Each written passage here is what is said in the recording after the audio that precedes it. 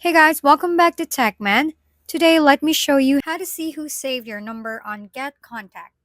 To see who saved your number on GetContact, start by launching a GetContact app on your device. Once you're in, tap the search bar or magnifying glass icon, then enter your own phone number. Make sure to include the correct country code like +44 for the UK.